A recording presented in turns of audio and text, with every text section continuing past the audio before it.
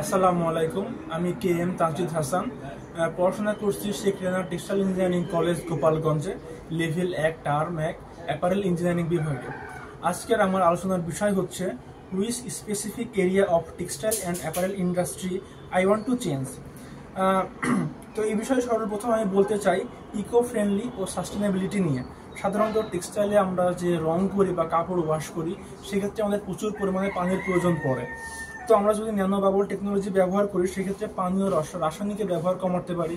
এছাড়াও যদি আমরা এনার্জি প্রদানে এটি একটা দ্রুত ফলাফল প্রদান করে।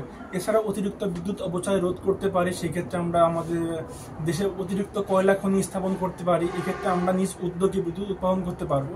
সেক্ষেত্রে হয়তো আমাদের ইন্ডাস্ট্রি থেকে আরও কিছুটা হলেও উন্নতির দিকে এগিয়ে যাবে। এছাড়া আমরা বলতে পারি বিদ্যুতের ক্ষেত্রে যদি আমরা সোলার সিস্টেম ব্যবহার করি, সেক্ষেত্রেও হয়তো কিছুটা হলেও আমাদের বিদ্যুৎ অপচয় সেভ হবে। এক্ষেত্রে হয়তো আমাদের ইন্ডাস্ট্রি কিছুটা হলেও সামনের দিকে এগিয়ে যাবে। এরপর সবচেয়ে গুরুত্বপূর্ণ বিষয়টি হচ্ছে আমরা শুধু বর্তমানে T shirt, polo shirt, jeans মানে বেসিক আইটেমের ভিতরে সীমাবদ্ধ আছি। সেক্ষেত্রে আমরা যদি ফ্যান্সি ড্রেস বা অ্যাট্রাকটিভ ও লুক্রেটিভ ড্রেস তৈরি করতে পারি, সেক্ষেত্রে আমাদের ইন্ডাস্ট্রিগুলো হয়তো বাইরে বহির্বিশ্বে আরও বেশি রপ্তানি করতে পারবে, আমরা বৈদেশিক মুদ্রা বেশি অর্জন করতে পারবো। এছাড়াও সবচেয়ে যে গুরুত্বপূর্ণ টপিকটা আমি বলতে চাচ্ছি সেটা হচ্ছে, ধরুন পোশাক রপ্তানিতে বর্তমান বিশ্বে কিন্তু আমরা দ্বিতীয় অবস্থানে আছি। প্রথমে আছে চীন, কিন্তু আমরা যদি পরিসংখ্যানের দিকে তাকাই, তাহলে চীন বর্তমান বিশ্বে অ্যারাউন্ড 40% রপ্তানি করে, কিন্তু আমরা যদি সেকেন্ড পজিশনে থেকেও আমরা রপ্তানি করতেছি কি 5 থেকে 7%। আসলে সেকেন্ড পজিশন থেকে আমাদের পার্থক্যটা এত কেন? সেক্ষেত্রে আমরা যদি চীনের দিকে তাকাই, সেক্ষেত্রে আমরা দেখতে পাই তারা উন্নত ধরনের মেশিন, স্মার্ট মেশিন ইউজ করছে, বা তাদের যে ইঞ্জিনিয়ার তারা অনেক দক্ষ। কিন্তু আসলে আমাদের ইঞ্জিনিয়ারগুলো তেমন দক্ষ না, আমাদের মেশিনগুলো আধুনিক না। সেক্ষেত্রে হয়তো আমরা সেকেন্ড পজিশনে থেকেও অনেকটা পিছিয়ে আছি।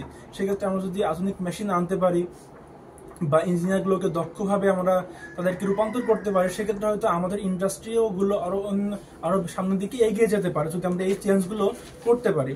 এছাড়াও সবচেয়ে গুরুত্বপূর্ণ আরেকটা বিষয় হচ্ছে কয়লা খনি বৃদ্ধি করতে পারি। তাছাড়াও ইন্ডাস্ট্রিগুলো যে বিদ্যুৎ উৎপাদন করছে, সেক্ষেত্রে কয়লা খনি, সোলার সিস্টেম, বা আমরা যে অতিরিক্ত পানি অপচয় করছি, সেক্ষেত্রে আমরা ন্যানো বাবল টেকনোলজি ব্যবহার করতে পারি। এগুলো হয়তো আমরা যদি চেঞ্জ করতে পারি, সেক্ষেত্রে হয়তো আমরা আমাদের ইন্ডাস্ট্রিগুলো আরও এগিয়ে যাবে, এবং ইন্ডাস্ট্রিতে এই চেঞ্জগুলো আসলেই খুবই গুরুত্বপূর্ণ। তো আমি এইগুলোই বলতে চাচ্ছি, এবং আমার যে পয়েন্টগুলো আমি আলোচনা করলাম, আমরা যদি প্রপার প্ল্যানিং এবং যদি বাস্তবায়ন করতে পারি এই জিনিস সিস্টেমগুলো, তাহলে ইনশাআল্লাহ আমরা আশা করি টেক্সটাইল এবং অ্যাপারেল ইন্ডাস্ট্রিতে একটি বিশাল বড় পরিবর্তন আসবে। ধন্যবাদ সবাইকে। আসসালামু আলাইকুম।